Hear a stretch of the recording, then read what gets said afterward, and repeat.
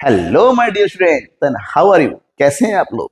आज हम पढ़ेंगे न्यू इकोनॉमिक पॉलिसी 1991 के बारे में, जहां पर कंट्री की जो इकोनॉमिक के स्ट्रेटजी थी वो पूरी तरह से बदल गई 1991 में आके। क्योंकि 1990 तक जो पुरानी पॉलिसी थी उससे देश के ऊपर, देश की इकोनॉमी पर बहुत ज्यादा बर्डन आना शुरू हो गया। जो पब्लिक सेक्टर ओरिएंटेड इकोनॉमी बन चली गई थी, वो पब्लिक सेक्टर ने काम करना बंद कर दिया। Productivity and production, corruption, unemployment बहुत तेजी से बढ़नी शुरू की। ऐसे में देश की जो उस समय की कॉन्करेंट गवर्नमेंट थी उसको लगने लगा कि वी नीड टू चेंज। तो 1991 में इंडिया ने बहुत बड़ा सीरियस इकोनॉमिक क्राइसिस का जो है फेस किया।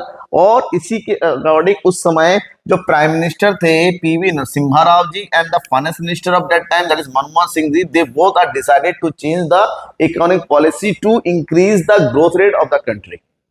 So the new economic policy implemented in 1991 and implemented by both and basically the contributed by the finance minister Mr.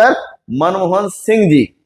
इन्होंने सजेशन दिया कि अब हमें we have to change the all the previous policy into a new policy. And उन्होंने नई policy में कहा कि अब हमें we have to encourage the private sector. पहले प्राइवेट सेक्टर को डिक्रीज किया गया था लाइसेंस सिस्टम लगा के.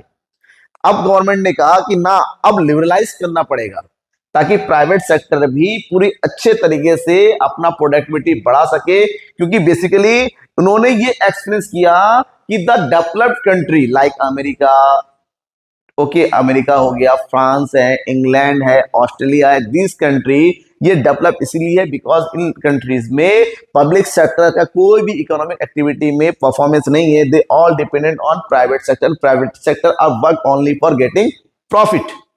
और प्रॉफिट तब होगा जब प्रोडक्टिविटी बढ़े, और प्रोडक्टिविटी बढ़ाने के लिए उन सबको काम करने की जरूरत है. तो ऐसे में प्राइवेट सेक्टर के बनने से कंट्री का भी डेवलपमेंट होता है. सो गवर्नमेंट ने कहा कि हम भी वही करेंगे.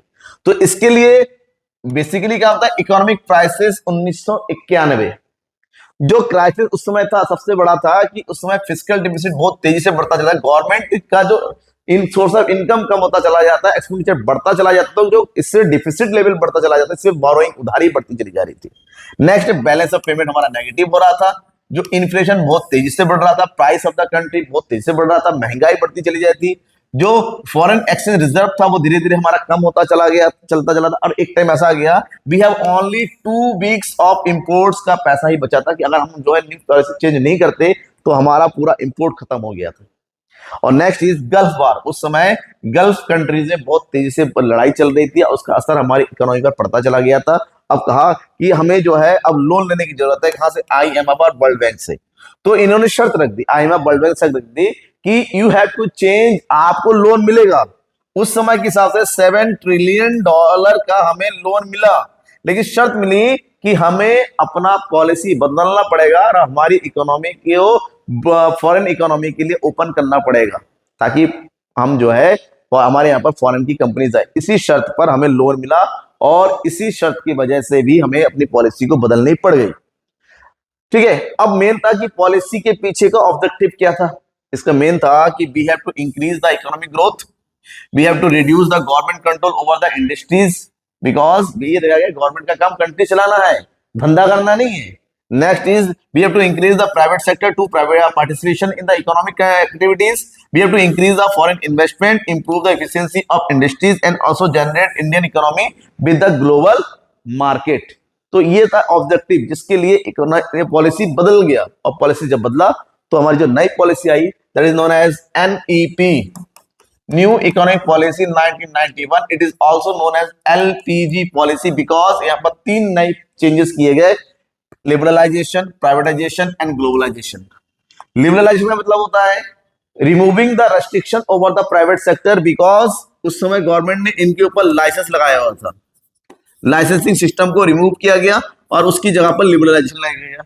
प्राइवेटाइजेशन, गवर्नमेंट सेक्टर को प्राइवेट सेक्टर में कन्वर्ट करना, मतलब जो कोटा बनाया हुआ गया था, गवर्नमेंट सेक्टर ने कोटा बना कर रखा था, उसको रिमूव करके प्राइवेट सेक्टर को आगे बढ़ने का मौका मिल गया. और लास्ट था जो परमिट सिस्टम था, कुछ भी फॉरेन से इंपोर्ट करना है परमिट लेना पड़ेगा, उसकी जगह पर उन सबको हटा दिया, ग्लोबलाइजेशन लाया गया. तो जो पुराना सिस्टम था LQP उसकी जगह लाया गया एलपीजी। सो एग्जाम में आ सकता है which remove LPG, that is LQP. Okay, and this is known as LPG reforms. MCQs में काम आ सकता है। अब इन तीनों के बारे में पॉइंट टू पॉइंट पढ़ना है। First one is liberalization. What is liberalization? Liberalization is the process of removal the unnecessary government restrictions and controls on the economic activities over the private sectors। जो प्राइवेट सेक्टर्स के ऊपर जो restrictions लगाए गए थे, जो कंट्रोल लगाया गया था कि आपको न्यू यूनिट स्टैब्लिश करना है तो लाइसेंस लेना पड़ेगा, आपको अपना यूनिट बढ़ाना है लाइसेंस लेना पड़ेगा, आपको प्रोडक्शन चेंज करना है लाइसेंस लेना पड़ेगा। तो गवर्नमेंट ने उस सिस्टम को हटा दिया, बट कुछ चीजों पर अभी भी लाइसेंस लेने की जरूरत है। For example, you have to take licence on cigarette industry, you have to take licence for chemical industry and drug industry and medical industry, licence लेने की जरूरत है। बट अदरवाइज जो नॉर्मल इंडस्ट्री में उस पर लाइसेंस लेने की जरूरत नहीं। अब जब चाहे कहीं पर भी जाए आप अपना बिजनेस एस्टैब्लिश कर सकते हो। That means all the restrictions are removed by the government as per this liberalization policy. According to this, all the licensing system are abolished. Private sector are removing for freedom. They have freedom to operate their business. They expand the business to establish new units to expand their productivity. Financial sectors reforms, जो financial sector पे लगाए गए थे, जो banking system में लगाए गए, पहले गवर्नमेंट बैंकिंग हुआ करती थी, प्राइवेट बैंक को भी एस्टेब्लिश किया गया। आरबीआई को सुधार किया गया कि अब जो इंडिविजुअल बंदा भी बैंक लगा सकता है। टैक्स को रिमूव किया गया, कम किया गया। आम आदमी को टैक्स का जो बर्डन था उसको हटाया गया। रिडक्शन ऑफ इंपोर्ट के वो जो रिडक्शन थे वो हटा दिया गया ताकि एफडीआई बढ़े, फॉरेन से हम कोई जब चाहे इंपोर्ट कर सके, जब चाहे एक्सपोर्ट कर सके। इससे प्राइवेट सेक्टर को आगे बढ़ने का मौका मिला। Next is privatization. Privatization is the policy to transfer the ownership of public sector into the private sector. Public sector की ओनरशिप को, मैनेजमेंट को प्राइवेट सेक्टर के हाथों में ट्रांसफर करने की जो प्रोसेस है प्राइवेट सेक्टर कहते हैं। और ये प्रोसेस दो तरीके से होता है। एक डिसइन्वेस्टमेंट, जहां पर गवर्नमेंट शेयरों को सेल कर दिया जाता है प्राइवेट सेक्टर में, पूरी कंपनी को या कंपनी के शेयर को, ताकि प्राइवेट सेक्टर्स में डायरेक्टली मैनेजमेंट कर सके, प्रोडक्टिविटी बढ़ा सके। दूसरा, the opening the public sector to private firm. जो प्राइवेट पब्लिक सेक्टर के लिए जो भी सेक्टर रिजर्व रखे गए थे, जैसे केमिकल रिजर्व कर दिया गया था, ठीक है, और उसके अलावा ड्रग रिजर्व कर दिया गया था, डेफिसिट सेक्टर रिजर्व था, उन सबको प्राइवेट सेक्टर के लिए ओपन कर दिया गया। वो भी अब यहाँ पर अपना इंडस्ट्री एस्टेब्लिश कर सकते हैं। नेक्स्ट इज ऑब्जेक्टिव क्या था? अपनी प्रोडक्टिव इफिशिएंसी को बढ़ाना।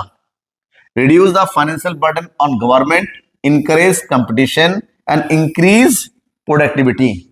तो प्राइवेटाइजेशन का सिंपल था कि गवर्नमेंट के ऊपर जो एक्स्ट्रा बर्डन पड़ रहा था ना, जो लॉस मेकिंग कंपनी को भी रन करना, एम्प्लॉयमेंट जनरेट करना, प्रोडक्टिविटी देना, इन सब का बर्डन हटाना था। बहुत सारा पैसा जो गवर्नमेंट उसी के पीछे, जबकि फायदा कुछ नजर आ नहीं रहा था, उसको कंट्री में प्रोडक्टिविटी को बढ़ाना था, इसलिए एफिशिएंसी बढ़ानी थी, जो प्राइवेट सेक्टर ही कर सकती है, ठीक है ना। एम्प्लॉयमेंट बढ़ाना, कंपटीशन बढ़ाना, ये सब जरूरी था, इसके लिए प्रोवेशन भी जरूरी था। Next is globalization. What is globalization? Globalization is the process of connecting the domestic industry with the international industry। Domestic industry को इंटरनेशनल इंडस्ट्री से कनेक्ट करने की प्रोसेस को ही हम क्या कहते हैं? ग्लोबलाइजेशन कहते हैं। जहां पर हम देश दुनिया के साथ जुड़ जाते हैं, हमारा एक्सपोर्ट इंपोर्ट ओपन हो जाता है। That is reduction of import duty को कम कर दिया गया, तो इजिली हम इंपोर्ट कर सके। एक्सपोर्ट को प्रमोट करने पर जोर दिया गया और फॉरेन एफडीआई को इंक्रीज किया, ताकि एफडीआई फॉरेन से आने वाला पैसा तेजी से बढ़े और कंट्री का डेवलपमेंट हो सके। Now is the role of WTO, World Trade Organization, ठीक है। इंडिया बिकेम मेंबर, हम जो है 1995 में जो वर्ल्ड ट्रेड ऑर्गेनाइजेशन के मेंबर बने और हमने जो है इंटरनेशनल ट्रेड को बढ़ाना शुरू कर दिया। हालांकि 1991 में जरूर किया था, लेकिन हम जो है वर्ल्ड ट्रेड ऑर्गेनाइजेशन के मेंबर बने 1995 में, ठीक है। और इससे हमारा एफडीआई वही बढ़ना स्टार्ट हो गया। एफडीआई क्या होता है? Investment made by foreign companies in production और business activities in other company. जब कोई कंपनी किसी देश में जाके खुद अपना बिजनेस ऑपरेट करती है, पैसा लगाती है और पूरे बिजनेस को खुद देखरेख करती है, that is known as FDI. और इंडिया में ऑटोमोबाइल कंपनीज में, टेक्नोलॉजी में, मैन्युफैक्चरिंग इंडस्ट्री में भी बहुत तेजी से एफडीआई बढ़ना शुरू हो गया और इससे टेक्नोलॉजी का ट्रांसफर हुआ, एम्प्लॉयमेंट इंक्रीज होना शुरू हो गया, कैपिटल इंक्रीज हुआ और इंप्रूवमेंट ऑफ प्रोडक्टिविटी भी बढ़ना शुरू हो गया। और हमारे देश में आज भी बहुत सारी लाखों मल्टीनेशनल कंपनियां काम कर रही है, जो कि कंट्री के डेवलपमेंट में डायरेक्टली पार्टिसिपेट करती है। अब इस पॉलिसी का क्या फायदा हुआ इंडिया को? पहला, हमारा जो इकोनॉमिक ग्रोथ तेजी से बढ़ना शुरू हो गया, सर्विस सेक्टर का एक्सपेंशन हुआ तेजी से, अलग अलग हेल्थ हो गया, इंश्योरेंस हो गया, बैंकिंग हो गया, एजुकेशन हो गया, कई सेक्टर में सॉफ्टवेयर हो गया, टेक्नोलॉजी हो गया, हम बहुत तेजी से आगे बढ़ना शुरू कर दिए। इंक्रीज इन फॉरेन इन्वेस्टमेंट, आज इस टाइम इंडिया में सबसे ज्यादा वर्ल्ड का सबसे ज्यादा इन्वेस्टमेंट आ रहा है। इंप्रूवमेंट इन इंफ्रास्ट्रक्चर, हमारा इंफ्रास्ट्रक्चर बहुत तेजी से सुधरा। ग्रोथ ऑफ आईटी सेक्टर का बहुत तेजी, अब तक आईटी हब है इंडिया, वर्ल्ड का आईटी हब कहा जाता है, तो हमने इंफ्रास्ट्रक्चर टेक्नोलॉजी बहुत तेजी से काम करना शुरू कर दिया, लेकिन इसका कुछ नेगेटिव इंपैक्ट भी रहा। First, increase in income inequality, India में इनकम का inequality, the gap between rich and poor बहुत तेजी से बढ़ना शुरू हो गया, क्योंकि प्राइवेटाइजेशन का मतलब ये होता है कुछ लोगों के हाथों में इकोनॉमी, तो वो लोग अमीर होते चले गए, गरीब गरीब होते चला गया। Growth concentrated in urban area, जो ग्रोथ हुआ, जो भी मॉडर्नाइजेशन हुआ, जो फैक्ट्री लगी वो शहरों में बढ़ी, गांव एरिया को ज्यादा फायदा उसका नहीं हुआ। प्रेशर ऑन स्मॉल इंडस्ट्रीज पर प्रेशर बढ़ गया, क्योंकि जो लार्ज स्केल इंडस्ट्री को भी स्मॉल में आना हो गया, तो स्मॉल ऑलरेडी जो जूझ रहे थे उनको भी नुकसान होना शुरू हो गया। जॉबलेस ग्रोथ होना शुरू हो गया, ठीक है ना, क्योंकि टेक्नोलॉजी आई, कैपिटल आया, तो जितना इंप्लॉयमेंट बढ़ना चाहिए था उतना नहीं हुआ, क्योंकि भाई मशीनें आ गई तो इंसानों का मशीनों ने करना शुरू कर दिया। और लास्ट इज इन्वायरमेंटल अनकंसर्न्स भी पता होने, हमारे यहाँ पर पॉल्यूशन बढ़ना शुरू हो गया। जैसे दिल्ली, देखो ठंड के टाइम दिल्ली में जाना मुश्किल हो जाता है, क्यों? क्योंकि पॉल्यूशन। तो ये सारी चीजें इस नई इकोनॉमिक पॉलिसी से कुछ फायदा भी हुआ, नुकसान भी होता है। ठीक है, अब बात करेंगे इस चैप्टर से एग्जाम में क्वेश्चन कौन कौन से आते हैं। 3 to 4 मार्क्स क्वेश्चन देखते हैं। तो explain the objective of new economic policy 1991, what is liberalization, what is privatization and define the globalization. ये शॉर्ट में आता है।